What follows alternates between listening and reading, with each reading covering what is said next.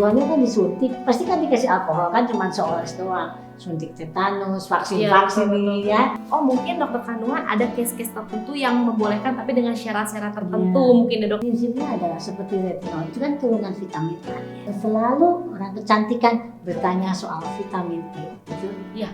Hai, selamat datang di channel YouTube-nya Bright Skin bersama saya Erestia di segmennya Talks About. Kali ini saya ditemani oleh seorang dokter spesialis kandungan, Dr. Widya Astuti SPP.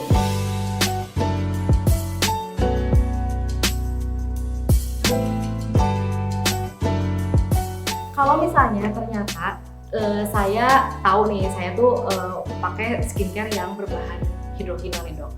Terus saya baru tahu ternyata saya positif hamil. Nah, ada nggak sih tips biar saya yang harus dilakukan saya sebagai ibu hamil ini yang sudah terlanjur pakai haki ini? Apakah memang ya udah kamu stop benar-benar nggak boleh ya pakai haki kan kamu lagi hamil, atau masih ada batasan dari sisi dokter kandungan perlahan-lahan aja deh gitu? Nggak bisa. Benar-benar harus stop. Kalau di kandungan mah nggak bisa apa-apa. Sakot ya. Udah mau ngeden, entar dulu nggak bisa.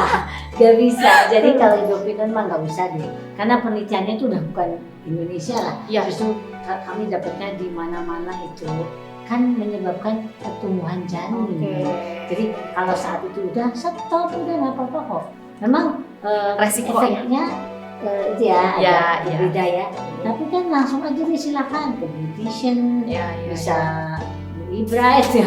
Biarin aja. Padahal saya maksudnya fair aja.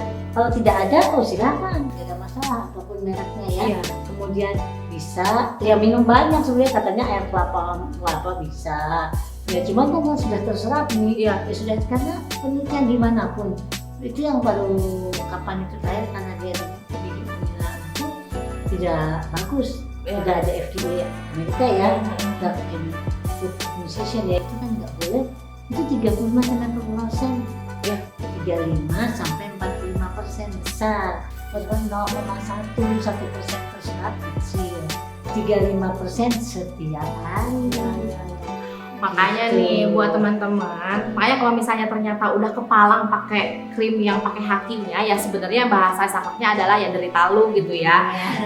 Gimana pun caranya, ketika misalnya udah tahu positif hamil, lebih baik diberhentikan. Meskipun memang resikonya itu lumayan berat, karena memang pastinya hasil dari pemakaian hidrokinol itu ketika misalnya kita berhenti mendadak nih, pasti akan terjadi rebound. Makanya mumpung belum terlanjur pakai hidrokinon, makanya kalian harus cari skincare yang benar-benar aman. Jadi pas lagi hamil masih tetap bisa nerusin skincare lamanya, gitu kan ya dok ya? Ya betul. Tapi kalau misalnya terjadi terus pengen nggak ribut banget tuh ya, dia langsung aja mungkin diganti.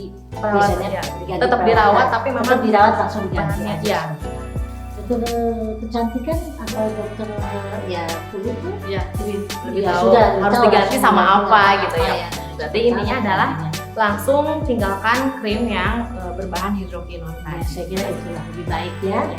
Lebih baik mencegah daripada mengobati sebenarnya. Cuma kalau udah terlanjur ya berarti memang harus mengganti dengan yang bahan yang lebih aman.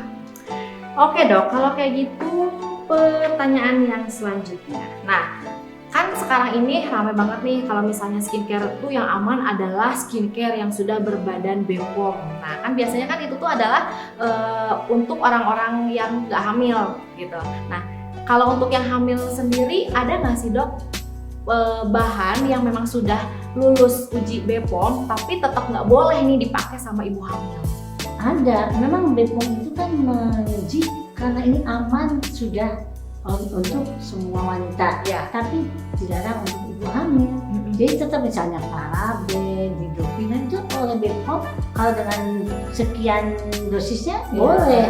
Sudah penelitiannya dokter ahli kecantikan, kulit kelamin yang memang SPKK lah sudah ahli kecantikan, sudah apalagi lah ada sekolahnya ya, udah tambah lagi S2-nya, S3-nya mengenai hidrokinon. Tetapi untuk ibu hamil, walaupun sudah lulus BPOM, ada yang memang tidak boleh. Ya, contohnya paraben itu paraben, salicylic, hidrokinon dengan dosis sekian boleh, semua boleh bright ya kan. tapi jangan di ibu hamil karena pertumbuhan janin itu memang dilaporkan tidak saklek ya. Tadi disebut-sebut vitamin E juga kan, nanti dibahas selanjutnya tuh. Dia memang nggak saklek. Berapa sih sebetulnya yang kecacatan, berapa yang memang malformitas, berapa yang sampai terganggu neurotransmitter sistem saraf pusat gitu. Ya, meskipun kasusnya kecil, tapi kan memang kekhawatiran ibu hamil itu nggak akan mau injekin nama-nama gitu kan dok ya. Setiap hari didoain supaya soleh apa sih begitu ya. Apalagi dapetnya susah dok. Iya betul. Curhat jadi. Curhat ya, baru satu. Baru satu ya ampun.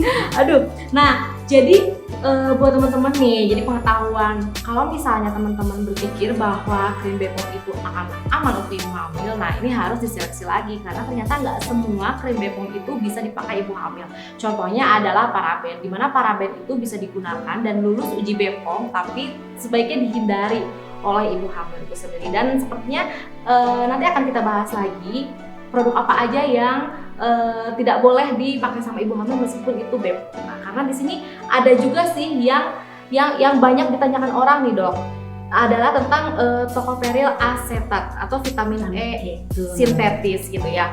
Nah ini tuh apa boleh nggak sih dipakai sama ibu hamil karena ini sering banget ditemuin di berbagai macam varian skincare mulai dari toner, serum, krim, ini tuh banyak banget dipakai gitu.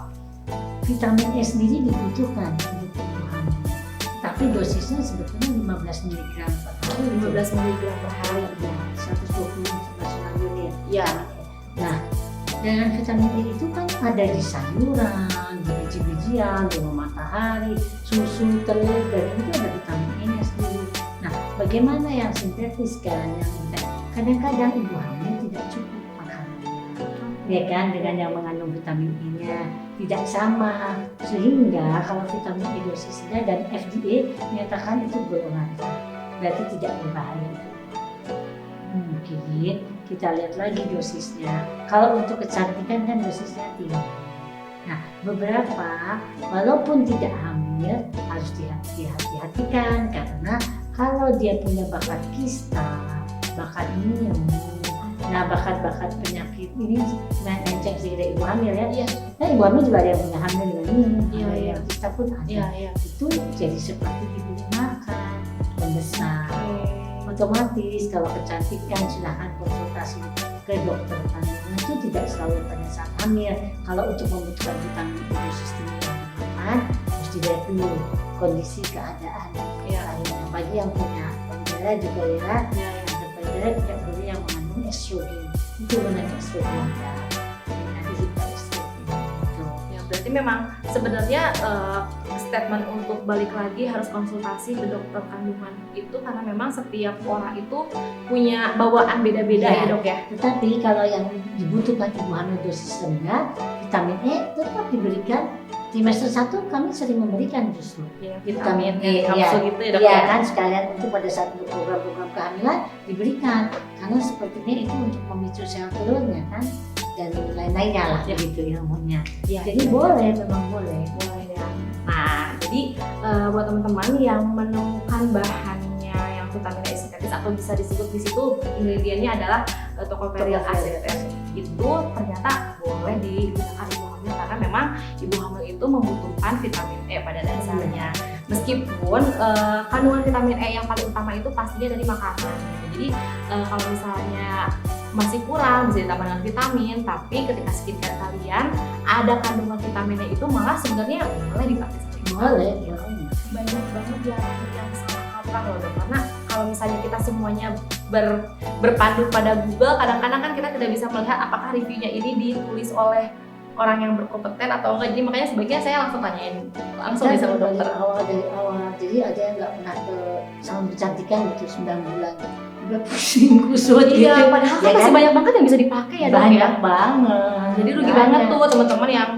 yang merelakan waktunya selama hamil dan menyusui nggak mau perawatan karena terlalu takut, padahal masih bisa punya Ya kesempatan. pilih-pilih, termasuk kan tadi bukan luka saja dalam perut Iya. ya. Ya karena memang kulitnya lebih menghitam, Iya. daerah-daerah ketiak, leher. Betul. Memang akan menghitam Iya, dengan benar-benar. sendirinya. Nanti juga kalau udah lahir kan biasanya Ya, balik lagi ke normal dok ya. Tapi mungkin ingin lebih bright, enggak gitu. Gitu. Penelitiannya belum nih, kalau karena dia tadi kalau benzoid memang jelas gitu ya.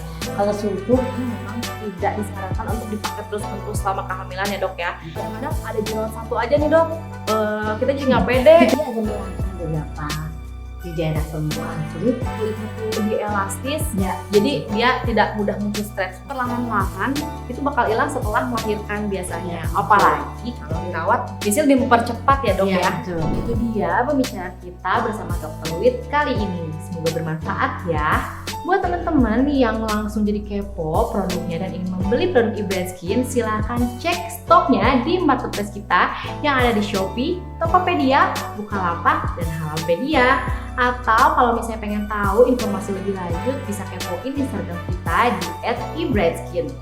Buat teman-teman, jangan lupa like, comment, share, subscribe, karena kita akan selalu mengupload video edukatif lainnya yang sangat bermanfaat buat teman-teman semuanya. Kalau misalnya ada pertanyaan yang ingin ditanyakan, silakan tulis di kolom komentar, karena siapa tahu pertanyaan teman-teman yang akan jadi pembahasan kita selanjutnya. See ya!